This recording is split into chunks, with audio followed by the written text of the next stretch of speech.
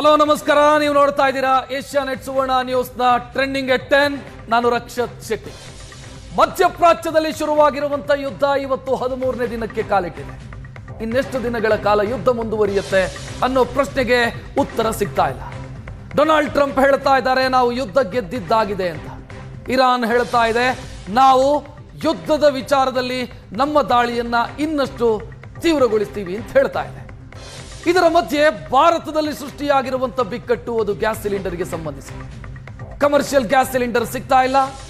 ಆಹಾರ ಉದ್ಯಮ, ಆತಿಥ್ಯ ಉದ್ಯಮ ಮತ್ತು ಪ್ರವಾಸೋದ್ಯಮ ದೊಡ್ಡ ಮಟ್ಟದ ಸಮಸ್ಯೆಯನ್ನು ಅನುಭವಿಸ್ತಾ ಇರೋದು ಮತ್ತು ಈ ಸಮಸ್ಯೆ ಇನ್ನಷ್ಟು ಬಿಗಡಾಯಿಸುವಂತ ಮುನ್ಸೂಚನೆಯೂ ಇದೆ.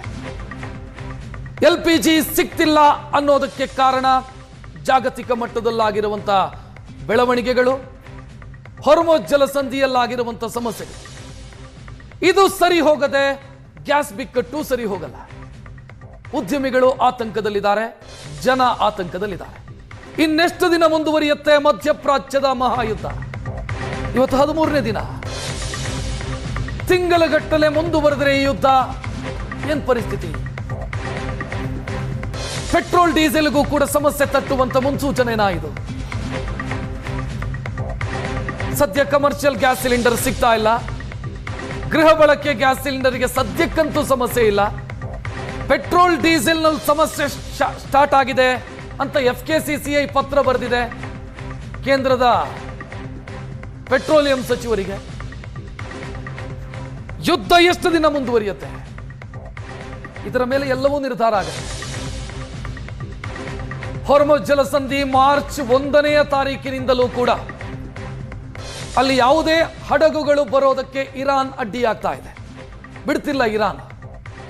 ಅಮೆರಿಕ ಆರಂಭದಲ್ಲಿ ಹೇಳಿತು ನಾವು ಕಂಟ್ರೋಲಿಗೆ ತೆಗೆದುಕೊಳ್ತೀವಿ ಅಂತ.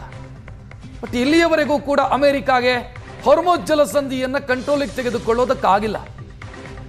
ಜೊತೆಗೆ ತೈಲ ಹಡಗುಗಳು, ಆಯಿಲ್ ರಿಫೈನರೀಸು, ಆಯಿಲ್ ರಿಗ್ಗಿಂಗು ಇದನ್ನೆಲ್ಲವನ್ನೂ ಕೂಡ ಗುರಿಯಾಗಿರಿಸಿ ಇರಾನ್ ದಾಳಿ ಮುಂದುವರಿಸಿದೆ. ಇವತ್ತು ಮುಂದುವರೆದಿದೆ. ಅದು ಭವಿಷ್ಯದ ಬಗ್ಗೆ ಆತಂಕ ಇದೆ. ಅತಂತ್ರ ಸ್ಥಿತಿ, ಅನಿಶ್ಚಿತತೆಯ ಸ್ಥಿತಿ ನಿರ್ಮಾಣ ಆಗಿದೆ.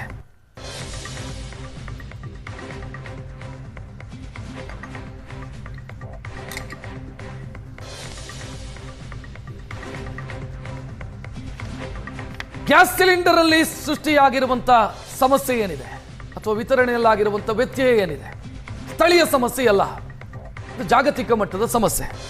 ನಾನು ಚರ್ಚೆ ಶುರು ಮಾಡೋದಕ್ಕಿಂತ ಮುಂಚಿತವಾಗಿ ಆ ಹೊರ್ಮುಜ್ ಜಲಸಂಧಿ ಅಂತ ನಾವು ಪದೇ ಪದೇ ಹೇಳ್ತಾ ಇರ್ತೀವಿ. ಏನು, ಯಾಕೆ ಅದು ಬಹಳ ಪ್ರಮುಖ? ನೋಡ್ತಾ ಹೋಗೋಣ. ನೀವು ಮ್ಯಾಪ್ ಅನ್ನು ಗಮನಿಸ್ತಾ ಇದ್ದೀರಿ. ಹೊರ್ಮುಜ್ ಜಲಸಂಧಿ ಎಲ್ಲಿದೆ ಅನ್ನೋದನ್ನ ನೋಡಿದ್ರೆ ಈ ಸಮಸ್ಯೆಯ ಮೂಲ ಎಲ್ಲಿದೆ ಅನ್ನೋದು ಕೂಡ ಗೊತ್ತಾಗ್ತಾ ಹೋಗುತ್ತೆ. ಹೊರ್ಮುಜ್ ಜಲಸಂಧಿಯ ಉತ್ತರದಲ್ಲಿ ಇರಾನ್ ಇದ್ರೆ, ದಕ್ಷಿಣದಲ್ಲಿ ಒಮನ್ ಮತ್ತು UAE ಇದೆ. ಈ ಮಾರ್ಗವನ್ನು ದಾಟಿಕೊಂಡೇ ಎಲ್ಲ ತೈಲ ಹಡಗುಗಳು ಏಷ್ಯಾವನ್ನು ಪ್ರವೇಶಿಸಬೇಕು, ಏಷ್ಯಾವನ್ನು ಬರಬೇಕು. ಅದು ಭಾರತ ಇರ್ಬೋದು, ಚೀನಾ ಇರ್ಬೋದು, ಜಪಾನ್ ಇರ್ಬೋದು, ಬೇರೆ ಬೇರೆ ದೇಶಗಳಿರ್ಬೋದು. ಇಲ್ಲಿಗೆ ಬರಬೇಕು ಅಂತಾದ್ರೆ ಇದೇ ಮಾರ್ಗದ ಮುಖಾಂತರ ಬರಬೇಕು, ಇದೇ ಜಲಮಾರ್ಗದ ಮುಖಾಂತರ ಬರಬೇಕು. ಸಮಸ್ಯೆ ಏನಾಗಿದೆ ಅಂತಂದ್ರೆ ಈ ಹೊರ್ಮುಜ್ ಜಲಸಂಧಿ 33 ಕಿಲೋಮೀಟರ್ ಅಗಲ, 160 ಕಿಲೋಮೀಟರ್ ಉದ್ದದ ಜಲಮಾರ್ಗ ಇದೆ. ಇದರ ಕಂಟ್ರೋಲ್ ಯಾರ ಕೈಯಲ್ಲಿದೆ? ಹೊರ್ಮುಜ್ ಜಲಸಂಧಿಯಲ್ಲಿ ಒಟ್ಟು 8 ದ್ವೀಪಗಳು ಬರುತ್ತೆ. ಅಲ್ಲಿ ಆ ಜಲಸಂಧಿಯ ಒಳಗೆ 8 ದ್ವೀಪಗಳಿದ್ದಾವೆ. 8 ದ್ವೀಪಗಳ ಪೈಕಿ 7 ಇರಾನ್ನ ಕಂಟ್ರೋಲ್ ಅಲ್ಲಿದೆ. ಇರಾನ್ ಏನ್ ಮಾಡ್ತಿದೆ ಅಂತಂದ್ರೆ ಯಾವುದೇ ಹಡಗುಗಳು ಹೊರ್ಮುಜ್ ಜಲಸಂಧಿಯನ್ನು ದಾಟಿ ಮುಂದಕ್ಕೆ ಹೋಗದಂತೆ ತಡೀತಾ ಇದೆ.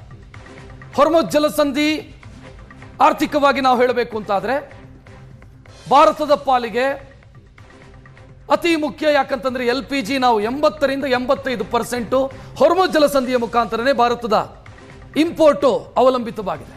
ಅಲ್ಲಿಂದಲೇ ಬರಬೇಕು. LNG ಅಂತ ತೆಗೆದುಕೊಂಡ್ರೆ 50%, ಕ್ರೂಡ್ ಆಯಿಲ್ ಅಂತ ತೆಗೆದುಕೊಂಡ್ರೆ 40%.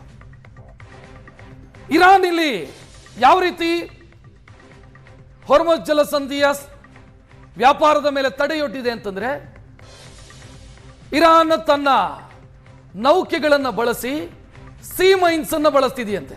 ಸಿ ಮೈನ್ಸು ಅಥವಾ ನವಲ್ ಮೈನ್ಸು ಅಂತ ಕರಿತೀವಿ. ಅಂದ್ರೆ ಯಾವುದೇ ಯುದ್ಧ ನೌಕೆ ಆ ಜಾಗದಲ್ಲಿ ಪಾಸ್ ಆಗದಂಗೆ ಬಾಂಬುಗಳನ್ನು ಹುತ್ತಿಟ್ಟಿರೋದು, ಜಲ ಬಾಂಬು ಅಂತ ಕರೀವ ಇದನ್ನು ಸಾಮಾನ್ಯ ಭಾಷೆಯಲ್ಲಿ. ನಾವು ನೆಲ ಬಾಂಬು ಅಂತ ಹೆಂಗೆ ಹೇಳ್ತೀವೋ, ಒಂದು ವಾಹನ ಪಾಸ್ ಆದಾಗ ಬ್ಲಾಸ್ಟ್ ಆಗುತ್ತೆ, ಅದೇ ರೀತಿ ನೌಕೆಗಳು ಪಾಸ್ ಆಗದಂಗೆ, ಹಡಗುಗಳು ಪಾಸ್ ಆಗದಂಗೆ ನವಲ್ ಮೈನ್ಸ್ ಅನ್ನು ಬಳಸ್ತಾ ಇದೆ ಇರಾನ್. ಅಮೆರಿಕಾಗೂ ಕೂಡ ಏನೂ ಮಾಡಲಾಗದಂತ ಸ್ಥಿತಿ ಇದೆ. ಅಂದ್ರೆ ಸಂಪೂರ್ಣ ಕಂಟ್ರೋಲ್ ಇರಾನ್ನ ಕೈಯಲ್ಲಿರೋದ್ರಿಂದ ಸೊ ನಾವು ಸದ್ಯಕ್ಕೆ ಯುದ್ಧ ನಿಲ್ಲಬೇಕು ಅಂತ ಬಯಸೋದು ಬಿಟ್ಟರೆ ಬೇರೆ ಏನನ್ನೂ ಮಾಡಲಾಗದಂತ ಅಸಹಾಯಕತೆ ಇದೆ. ಚೀನಾದ ಹಡಗುಗಳನ್ನು ಬಿಡ್ತಿದೆ ಇರಾನು ಅನ್ನುವಂಥ ಮಾಹಿತಿ ಇದೆ. ಚೀನಾಗೆ ಸಮಸ್ಯೆ ಆಗ್ತಿಲ್ಲ ಇದೇ ಕಾರಣಕ್ಕಾಗಿ, ನಮ್ಮ ಮಿತ್ರ ರಾಷ್ಟ್ರ ಅನ್ನೋ ಕಾರಣಕ್ಕಾಗಿ, ಅಂದ್ರೆ ಇರಾನ್ನ ಮಿತ್ರ ರಾಷ್ಟ್ರ ಚೀನಾ ಅನ್ನೋ ಕಾರಣಕ್ಕಾಗಿ ಚೀನಾಗೆ ಸಮಸ್ಯೆ ಆಗ್ತಿಲ್ಲ. ಉಳಿದೆಲ್ಲಾ ದೇಶಗಳಿಗೂ ಸಮಸ್ಯೆ ಆಗ್ತಾ ಇದೆ. ಏಷ್ಯಾದ ದೇಶಗಳಿಗೂ, ಇನ್ನು ರೆಡ್ ಸಿ ಅನ್ನು ಬಳಸಿಕೊಂಡು ಯುರೋಪಿಗೂ ಕೂಡ ಎಕ್ಸ್ಪೋರ್ಟ್ ಆಗುತ್ತೆ ಗಲ್ಫ್ನ ತೈಲ, ಅಲ್ಲಿಗೂ ಪ್ರಾಬ್ಲಮ್ ಆಗ್ತಾ ಇದೆ. ಯುದ್ಧ ಆದಷ್ಟು ಬೇಗ ನಿಲ್ಲಿ ಅಂತ ಜಾಗತಿಕ ಮಟ್ಟದ ಒತ್ತಡಗಳು ಕೂಡ ಇದ್ದಾವೆ. ಬಟ್ ಗೊತ್ತಿಲ್ಲ ಯುದ್ಧ ಎಲ್ಲಿಯವರೆಗೆ ಮುಂದುವರಿಯುತ್ತೆ ಅಂತ. ಇದು ಸಮಸ್ಯೆ ಬಗೆಹರಿಯದ ಹೊರತು ಭಾರತದ ಬಳಿ ಆಯ್ಕೆಗಳಿಲ್ಲ. ಆಯ್ಕೆಗಳು ಒಂದಿಷ್ಟು ಪ್ರಯತ್ನಗಳಾಯಿತು. ಆಸ್ಟ್ರೇಲಿಯಾ, ಕೆನಡಾ ಇಲ್ಲಿಂದ LPG ಖರೀದಿ ಮಾಡುವ ಬಗ್ಗೆ ಪ್ರಯತ್ನಗಳಾಗಿದೆ, ಪ್ರಯತ್ನ ಚಾಲ್ತಿಯಲ್ಲಿದೆ. ಸೊ ಇದಿಷ್ಟು ಸಮಸ್ಯೆ ಆದರೆ ಇನ್ನು ನಾವು ಡಿಪೆಂಡೆನ್ಸಿ ಯಾವ ರೀತಿ ಇದೆ ಹೊರಮುಜ್ ಜಲಸಂಧಿಯಲ್ಲಿ, ಅದು ಓಪನ್ ಆಗದ ಹೊರತು ಭಾರತಕ್ಕೆ ಎಷ್ಟರ ಮಟ್ಟಿಗೆ ಸಮಸ್ಯೆಗಳಾಗತ್ತೆ ನೋಡ್ತಾ ಇದ್ದೀರಿ. ಅದರ ಡೀಟೇಲ್ ಕೂಡ ನೀವು ಟಿವಿ ಸ್ಕ್ರೀನ್ನ ಮೇಲೆ ಗಮನಿಸಬಹುದು.